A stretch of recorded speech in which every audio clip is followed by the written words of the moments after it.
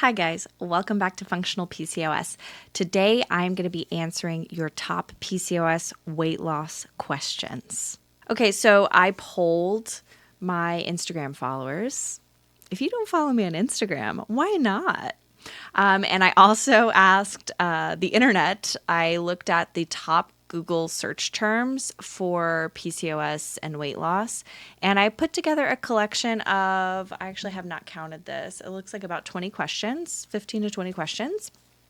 And I'm just going to go through each of them and give an explanation of how a nutrition professional coming from the functional nutrition world would help you with your PCOS weight loss and explain things to you in a way that hopefully will help make it more understandable why you're struggling so much with weight loss and what some solutions are that you can do. Okay, so let's get into it. So number one, why is it hard to lose weight with PCOS? You know, I see a lot of content on the internet that is women with PCOS lamenting their inability to lose weight and the difficulty of it. And there are so many horrendous comments on these kinds of videos. I saw one the other day of a nutritionist she's over 200 pounds. She said so in her video. And she said, just trying to help people eat healthy in a world where you're not allowed to be overweight as a nutritionist. And man, the people came for her in the comments. It was horrible. And I just felt so sorry for her because I believe she has PCOS. And I know for myself and for so many of us who have PCOS, the lifelong struggle with losing weight is so real and maintaining weight loss, right? And so all the comments in there were just like, you can't violate the law of thermodynamics, man. Calories in, calories out, whatever. And what these simple-minded folks fail to understand is the complex metabolic system that's at play with weight maintenance and weight management.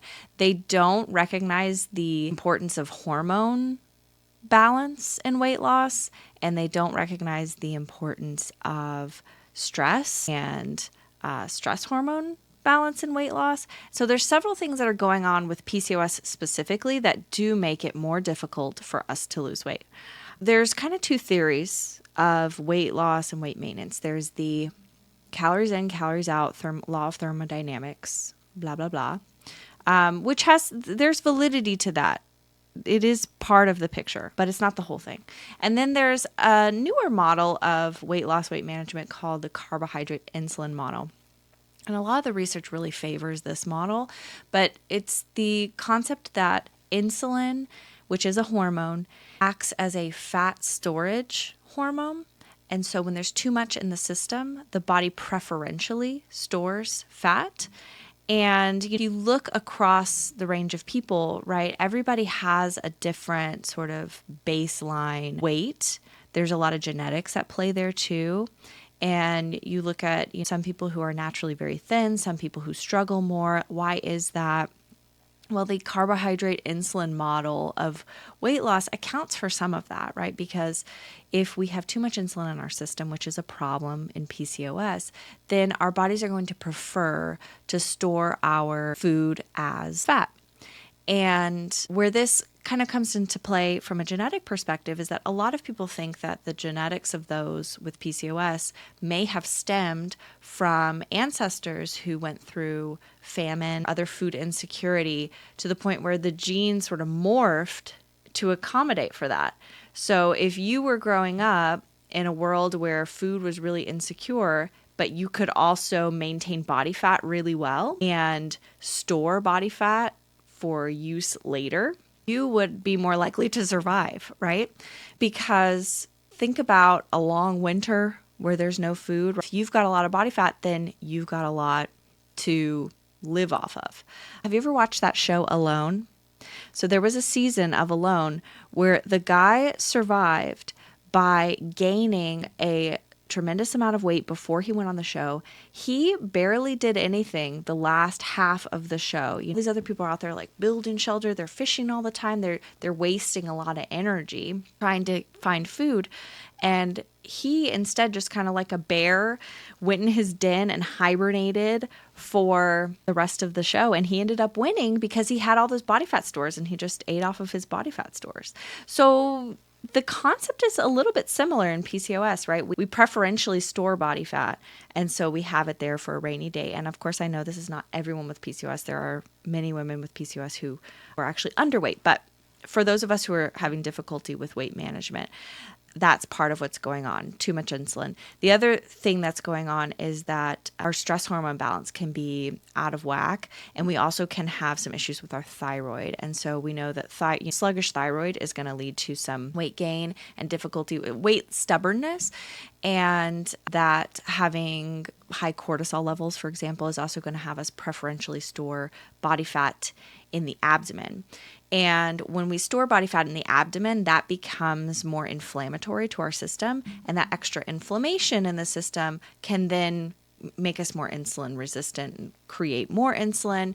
And it could be kind of a vicious cycle. If you've ever noticed, and I've noticed this for myself too, that when you gain weight with PCOS, there might be a sweet spot with your weight. But if you happen to gain 5-10 pounds or something during a stressful time, all of a sudden it's like it's a snowball rolling, right? It gets easier and easier and easier to gain weight. What I always say about weight management in PCOS is that it is more difficult for us because it's not that it's harder to lose weight for the most part if we're accommodating for everything that we're going to kind of talk about here. It's not that it's necessarily harder to lose weight, but it's easier to gain. So if you take a week where you lose half a pound, for example, and then over the weekend you just kind of stop paying attention, like most people do when they're on a weight loss journey. They're like, okay, I'll do this all week, and then on Saturdays I have my free day or whatever. For the average person, they would still make progress with PCOS because of that insulin response. They might store an extra amount of body fat that doesn't make sense with the math. And it could just be a wash, right? Or it could even result in weight gain if they're not careful. And so if it's easy to gain but moderately hard to lose, you're in the favor of weight gain. Does that make sense? So basically, the law of thermodynamics doesn't necessarily apply to human beings perfectly. There are a lot of other factors that can tweak it a bit. And the slightest little tweak over years and years and years of your life can result in weight gain. Okay, we'll get into more of this as we go on, but let's talk about the next question, which is, does weight matter for PCOS, and will losing weight help PCOS? So this is a mixed answer, like a lot of things. Does your weight matter? I would love to say that it doesn't matter at all. I don't think that the research is on the side of that. I do believe in health at every size, and I definitely don't believe that everyone with PCOS needs to be like a little twig or needs to lose as much weight as possible. I definitely think that the range of what can be healthy for the human body is higher than what society tells us. However, your weight does matter to an extent, mostly because of the impact of abdominal fat on your inflammation levels. That's the biggest part. So we know that the more abdominal fat you have, it goes from being like localized inflammatory response in the abdomen region specifically to, if there's a lot of body fat, to it becoming more systemic. There are a lot of reasons for inflammation in PCOS, but that's one of them, is that abdominal fat. And all of us with PCOS are dealing with that abdominal fat storage. That's where our bodies prefer to store it. And it's because of high testosterone levels. It's because of high insulin levels. It's because of high cortisol levels. Like basically all the hormonal stuff we've got going on is like, put it in the belly. All of us have multiple different hormonal factors that cause us to want to gain belly fat. I know, isn't it fun? I'm living with this too. Okay, we always say PCOS. The PCOS body is an apple-shaped body, if you guys remember the fruit shape, sometimes more pear-shaped, but it's usually there's a lot of body fat collection in the middle of the body and a thicker waist. And so it's that inflammation that really triggers a lot of longer-term issues. If that weren't the case, then no, your weight probably wouldn't really matter because it would be about what your diet looks like. And there are exceptions to this because there are some people who genetically are larger and are perfectly healthy. Those people do exist. But I think the vast majority of us with PCOS are working with a paradigm where, yes, having excess weight on us to an extent is damaging because that extra inflammation makes us more insulin resistant. And with time, that then makes a lot of other metabolic things go wrong. And we're young, it may not show up on our lab work. We may look fine on lab work, but as we age, it kind of does start to impact us. So yes, it matters. Will losing weight help? Yes and no. So the idea of losing weight helping PCOS comes from a study that found that if you lose about 10% of your body weight, it's more likely to regulate your cycles. And did the medical community want to run with that one, right? So yes, losing 10% of your body weight technically will help with your PCOS symptoms, which overall will mean that you are a healthier individual. However, I think the real key here is looking at why does weight loss happen in the first place in PCOS?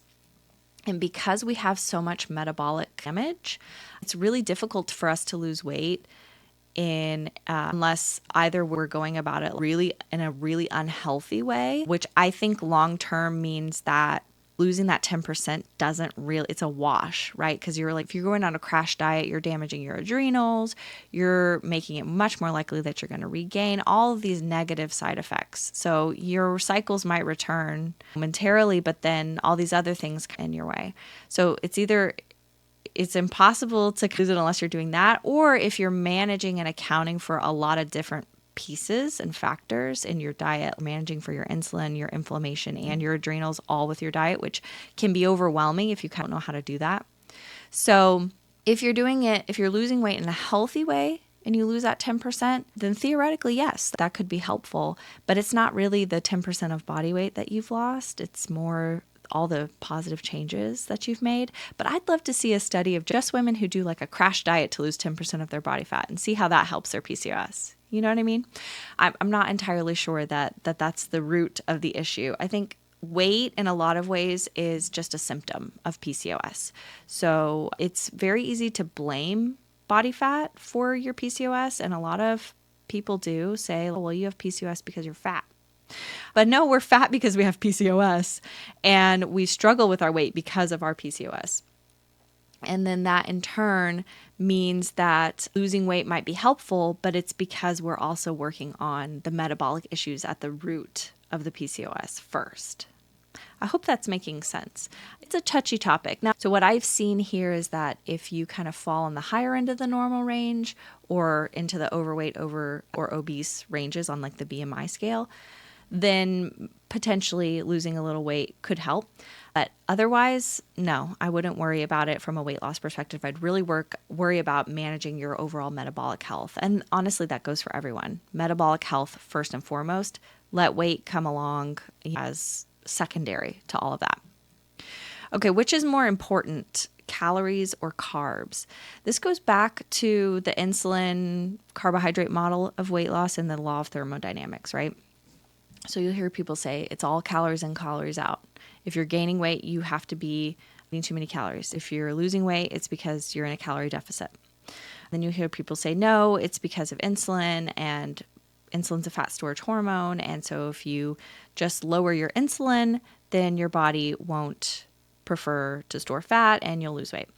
So the truth is actually in the middle of these two things. Especially with PCOS, we have to account for both because both are going on. So when it comes to carbohydrates, we don't want to cut them completely. We may potentially, depending on where you're at with your diet, we may want to reduce them some. I find that a lot of people are probably eating a bit too much, so they could stand to lower things a smidge. However, it's really more about your fiber amounts and your protein amounts, and those can kind of help balance your blood sugar more so than just letting and cutting carbs. Because if you cut carbs, yes, you will reduce your insulin impact, at least in the moment, because you produce insulin when you eat carbs. So if you're not eating carbs, you're not producing as much insulin, right? That will help momentarily. But let's say you are lowering your carbs, you're producing less insulin, but you're still eating too many calories, or you're still eating more calories than what your body actually needs for the day. Your body will still store that extra as fat. So sometimes going on a low carb diet, at least for the first little while, will be helpful for weight loss because it's more satiating. It's higher in protein and fats, and so those fill you up more. You end up accidentally eating less calories. And sometimes it is that reduction in insulin kind of helps your body sort of find more of an equilibrium at first, but you tend to get stuck at a certain point there because there is still that factor of if you're eating more than you need for that day, your body has to do something with it. It doesn't just flush it out. It has to go somewhere. And so it's going to go to body fat stores. Let's look at it from the other side. Let's say that you are eating a low calorie diet, or you're eating lower calories than what your body technically needs according to the math, but you're also eating mostly starchy foods and little 100-calorie packs and just things that are empty nutritionally. What's going to happen there is that you may actually end up maybe potentially not storing extra body fat, although I have seen that happen. But usually you might still be losing weight, but it's going to be like painfully slow, especially for how many calories you're eating. You're going to be eating like 1,200 calories and be like, why am I not losing according to the math? You're losing half a pound a week when you should be losing 2 pounds a week based on what you're eating. That's the impact of insulin there. So it can slow things down because it's that easy gain. So it's over 24 hours, you're having these spikes of fat storage, and then, you're reducing fat. Fat storage, reducing fat. It's all happening all the time, right? There's an exchange happening all the time. And so both of these things are wrong and both of these things are right. It's about managing the two together. And I would argue as well that the calories matter, but carbs, it's not so much about carbs. Like I said, it's more about managing your blood sugar. And that can be done without reducing your carbs too much. The cool thing about that is if you're managing your blood sugar really well, then your weight loss should respond more like a normal person. And so with your calorie counts, you won't have to go just to an ungodly low level. You won't have to go 800 calories a day or 1,200 calories a day or whatever it is that's worked for you in the past. You'll be able to do 1,800 and still lose. You know what I mean? And that makes it a lot more easy and sustainable to continue with the weight loss process. All right, and that brings me to the next question, which is, do women with PCOS have slower metabolisms and do they need less calories? There have been some studies done on this actually because people were wondering, because weight loss resistance is such a thing in PCOS. I mean, there's been numerous studies about it. So it just makes me so mad to see people on the internet kind of being like, ooh, that's not real, because you can look up the scientific evidence on it. It's right there in front of your face, but whatever. There have been studies done to investigate whether the metabolism in PCOS was fundamentally slower, because that's what a lot of people thought for a while. It's like, if there's this much issue with weight, there must be something going on with the way the body burns energy. And what was found through those studies was that that wasn't part of it, that the metabolism at its core, the basics of the metabolism work the same as anybody else's. It's all the hormonal factors on top of it that alter the way that we store fat. And so, do we have a naturally slower metabolism? It depends on what you mean by that.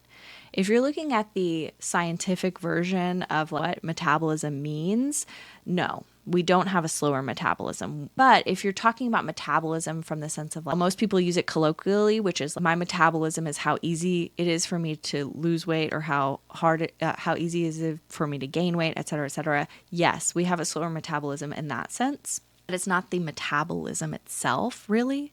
And this is really just kind of like, it's semantics at this point. Like, it's just wording. But we don't technically have a slower metabolism. So we don't technically need less calories than the average person. However, as you probably have gathered from this so far and have noticed in your own life, if you follow the calorie advice that you might get on an app like MyFitnessPal or something, even if you follow it to a T, you might find yourself gaining weight at that 1800 calories or whatever. And it's not necessarily that the math is wrong. It's that all the hormonal factors are not being well managed. And so what you're doing is hitting up against a brick wall, basically. Okay, so what's the first thing to tackle when you want to lose weight with PCOS? The first thing that I would do is really work hard on your blood sugar balance. So there's quite a few things here to that, and I've done a lot of content on this topic. You look at anything I've done on insulin resistance, and that'll be a great starting point. I've got lots of podcasts on that, and I have courses and things that'll walk you through that. But the very first thing would be eating more protein, because protein actively counteracts that insulin response. So it's key to get enough of that. I would eat a low glycemic load diet. If you look up the low glycemic load charts, you can see what foods are higher and what foods are lower. I mean, you're looking at a whole foods diet here. So you're looking at proteins, meats, vegetables, and healthy fats, and then like whole grains and stuff like that. And you're reducing your simple starches. I would think about doing something like a continuous glucose monitor as well, because that can tell you what your blood sugar is really looking like compared to the meals that you're actually eating. So what I find for a lot of people is that they don't realize how much they are actually spiking their own blood sugar with their meals, because their meal looks on their plate like it's a perfectly healthy meal, and it may be, but your insulin and carb tolerance is so unique to you.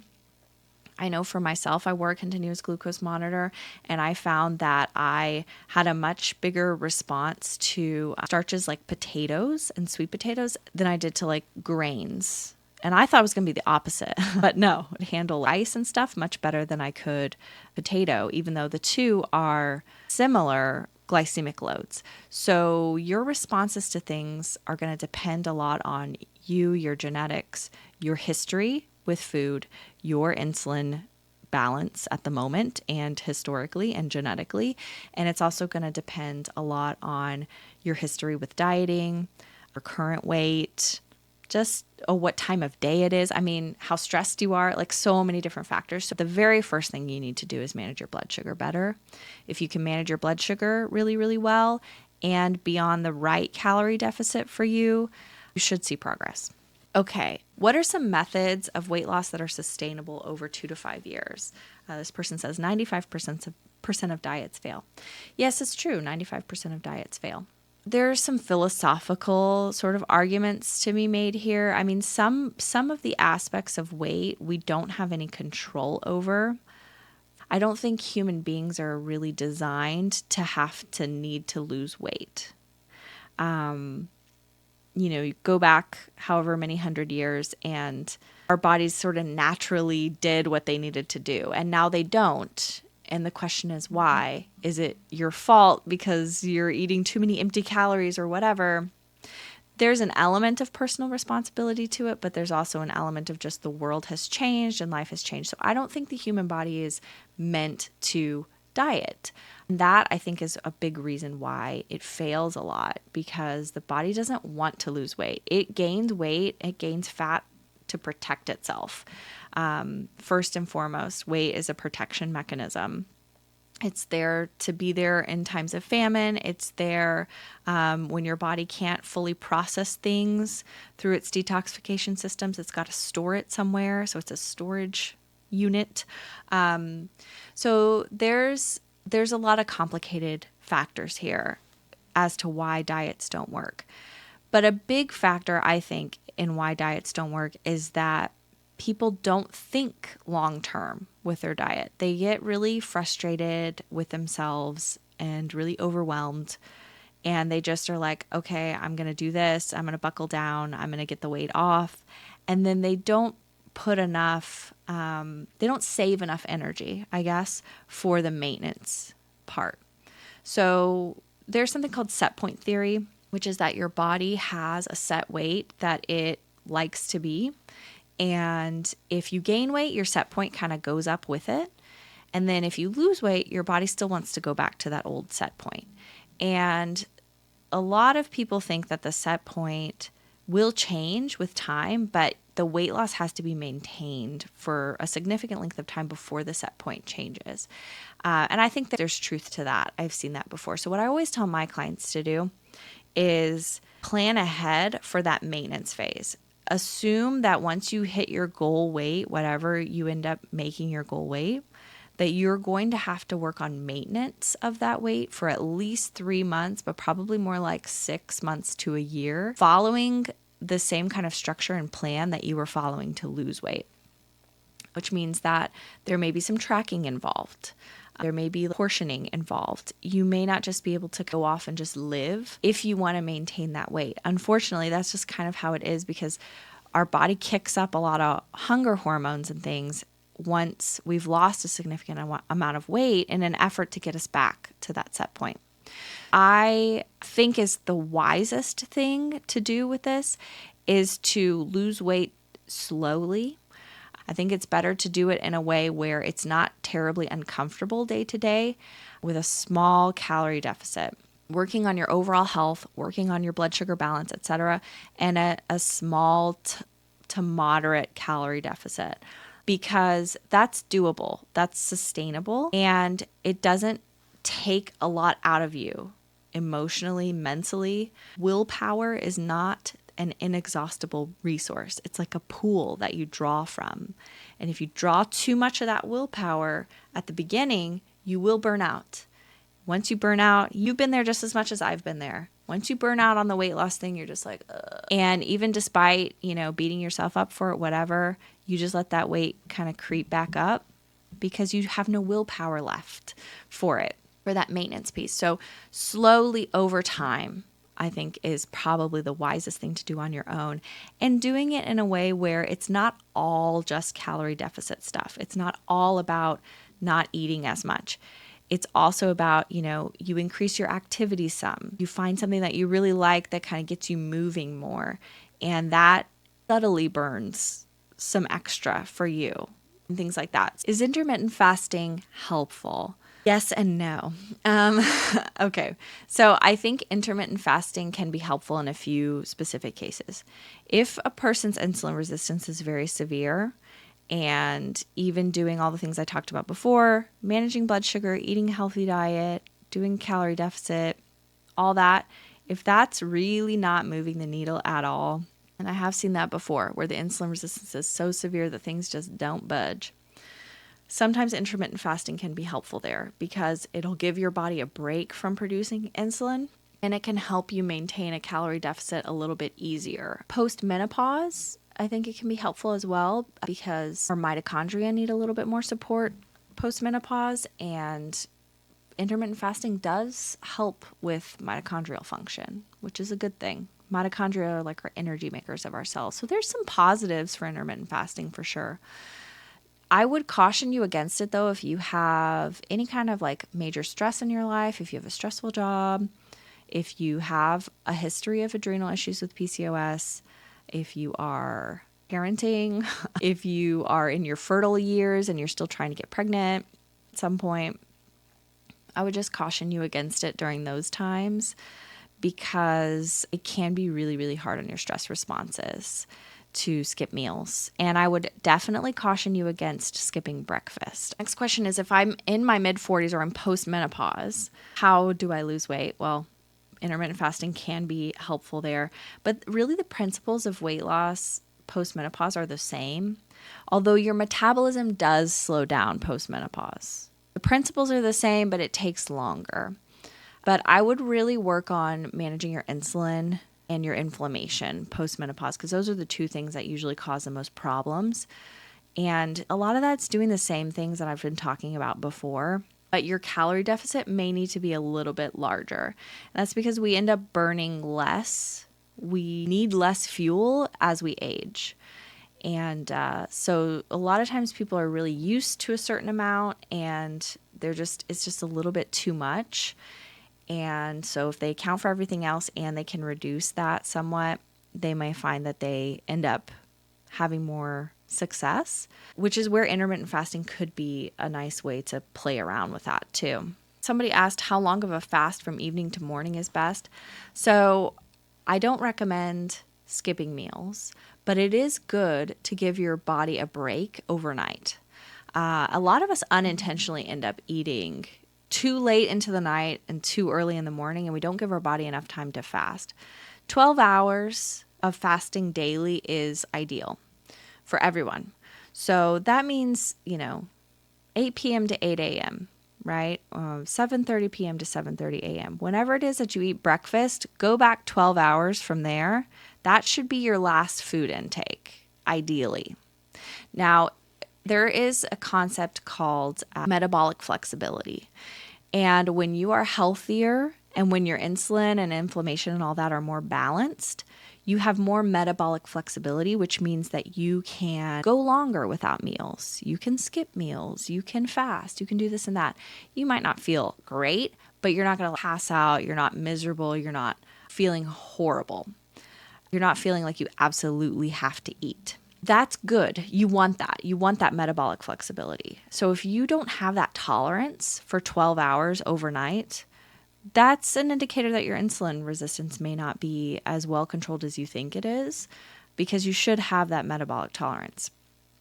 Now, over time, we can build that. So I would look at, okay, I can't do 12-hour fast, right? I need to eat, or it's like impacting my sleep, whatever. So how much can you do? Can you do 11 hours? Can you do 10 hours? Can you do 9 hours? Can you do 8 hours? And kind of work your way forward to where you get to 12 and you're still able to sleep well and all of that stuff. Because that is a really good way to give your body a break from insulin and a good way to kind of clear stuff out. Give you a clean slate for the next day for energy usage. All right.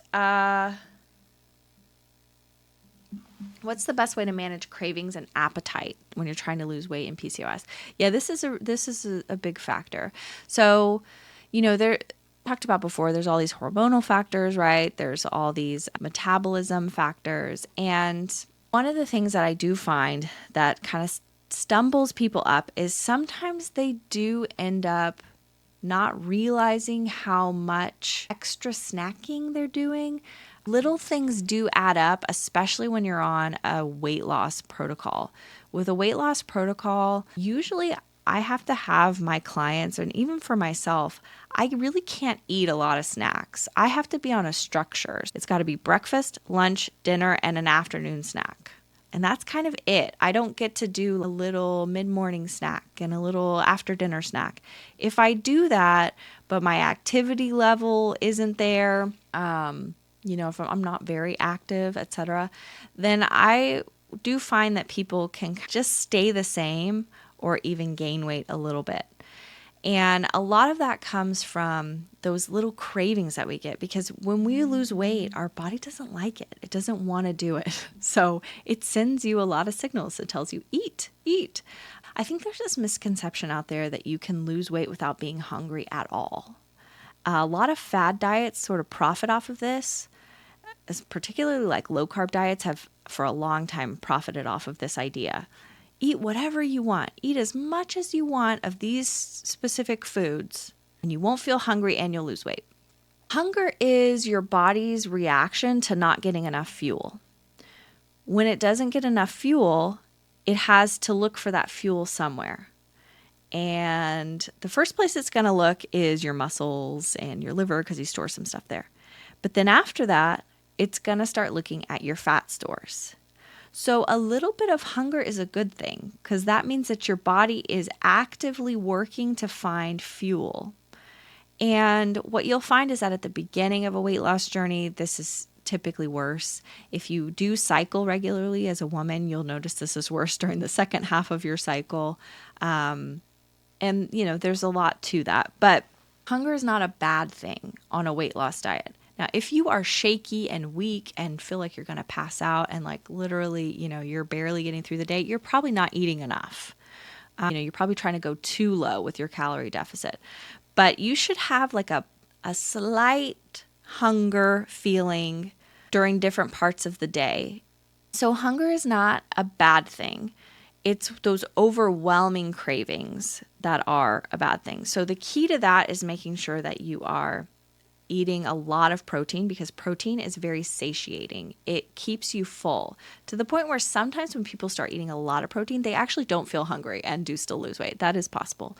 It usually evens out with time, but protein's very satiating. Make sure you're not cutting too much of the healthy fats, and make sure you're eating a lot of fiber. That's also satiating too.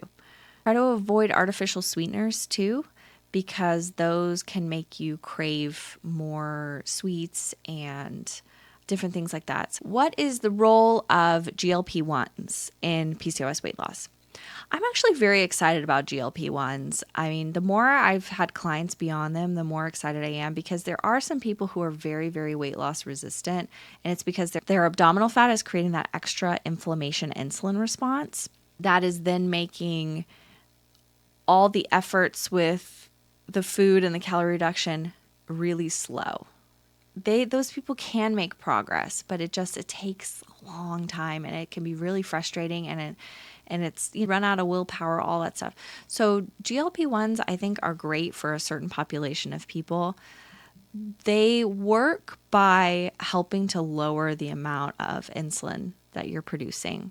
They also do work on your appetite a bit, so they suppress appetite, which is nice because a lot of times in weight loss with people who have a lot of insulin resistance, the cravings factor is really high, and there's also something called leptin resistance, which makes it difficult for you to tell when you're full. So a lot of people overeat when they have leptin resistance because they don't get that signal that they're full until it's too late. So for those people, GLP-1s can be really, really effective. They almost let the food noise out. So I'm a fan for the most part. They do sometimes have some side effects, and I'm still holding out. They're new, so I'm holding out that, sometimes things that seem too good to be true are too good to be true, but I am optimistic about them for the time being. And yeah, they just kind of work on your insulin resistance, and that's great because with PCOS, we can really use that. What are the best exercises for the different PCOS types when it comes to weight loss? So you guys know the types I've talked about before, and there's a lot of overlap. Most people have more than one type going on, but we've got insulin resistant type, inflammation, chronic inflammation type, my gut health girlies, my IBS, and then we have the adrenal type, the ones who are stressed, the anxious among us. Relatable. I am also an anxious person. So what are the best exercises for the different types for weight loss? Well, for everyone, strength training. Now, for my adrenal girlies, please don't go do CrossFit. I mean, unless you really, really, really love it or really, really, really want to, and then, we can find a way to make it work. But for the ones who have adrenal stuff, take if you've historically done a lot of exercise as anxiety relief, let's say this, take what you want to do and cut back by half, and then do that. Everyone can benefit from strength training, from heavy weights. This burns a lot of calories. It revs your metabolism a lot for quite a long time afterwards, for like 72 hours after. So a couple of 2 to 3 strength training sessions a week are that do the full body are really helpful for weight loss. And from there, cardio. And cardio can look different depending on where you're at with your adrenals. So if you don't have a lot of adrenal issues, more cardio. Take what you want to do and bump it up some. Now, start slow, start small, start with what you can manage. But if you're getting 2,000 steps a day, usually, think about getting yourself a little fitness watch and pushing yourself a bit. The cool thing about exercise and energy is that energy breeds energy. So the more exercise you do, the more energetic you will be, and the more energy you'll have to do more exercise. And so I would say try to do exercise smaller amounts more regularly rather than large amounts spaced out. And this is more for habit building purposes. So if right now you're totally sedentary, start with 15 minutes, but do it every day. If you are already doing something kind of similar to that, then bump up to 30, 25, 30. You can break that into chunks. You can do 10, 10, and 10. You can do, 15 and 15, or you can just do it all at once in the evening or something like that. But take where you're at, add to it, and continue. Now, if you already do 45 minutes of walking pretty much every day, well, then maybe think about a couple days a week taking away the walk and doing a more intense form of cardiovascular activity instead. And I don't necessarily mean HIIT training, although a little bit of HIIT training can be helpful for weight loss if we don't have a lot of adrenal stuff going on.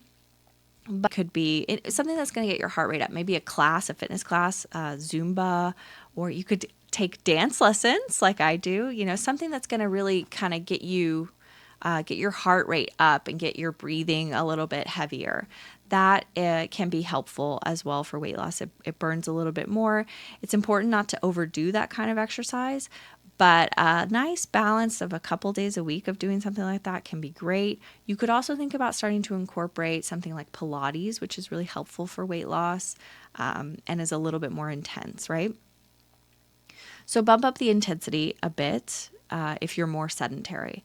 If you already are a heavy exerciser or an athlete, or you have a lot of adrenal issues, think about bumping down what you're doing currently. So if you're doing intense activity 5 days a week, cut back to 3, replace those other days with something gentle, yoga, walking, something that's going to be a little bit easier on your stress hormone production. And final question, are there any supplements that help weight loss? Yes, there's quite a few actually.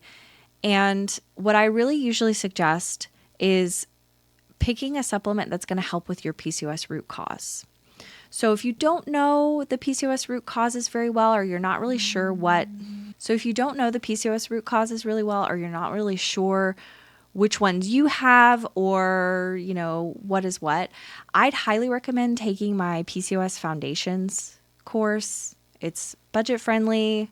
It's a quick little 4-week kind of meal plan course, and I have several video modules in there that'll teach you about your PCOS, all the different root cause issues, and some supplements and things that can help.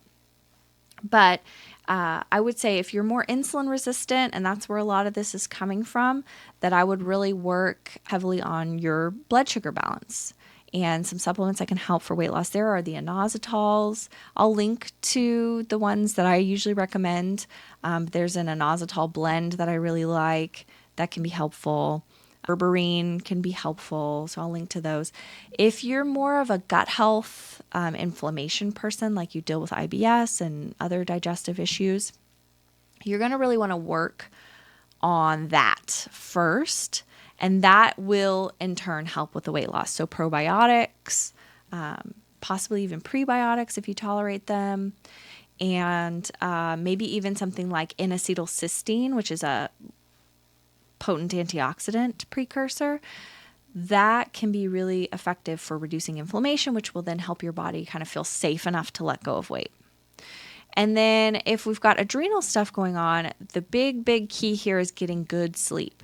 So I would work first on getting good sleep, and you wouldn't believe how much better the weight loss process works if you're getting enough sleep. It really, really does make a big difference because of those stress hormones. So maybe something like ashwagandha or rhodiola, or, if you're postmenopause, something like lemon balm. Those things can be L-theanine as well. Those can be really helpful for calming the nervous system and helping you get better sleep, which then will help your body with recovery and processing and eventually weight loss. But I don't typically recommend doing appetite suppressants or metabolism boosters or a lot of these things that you'll see at like supplement stores. 'Cause just in my experience, they don't work very well, and they seem like a little bit of a waste of money. You might as well put your money towards good quality supplements that help with your PCOS root cause issues, because let's face it, the PCOS root cause issues are the reason why we're having issues with the weight gain and weight loss in the first place. So that's what I would recommend. I'll link to some of my favorites. I'll also link to my PCOS Foundations course. But thank you for being here. Thank you for watching this video all the way through. And if you have any further questions about weight loss, please drop them in the comments. Let me know if you have any comments or anything resonated for you. Let me know as well. And I'll try to answer any questions that I get. And yeah, I'll talk to you guys soon. Have a great day.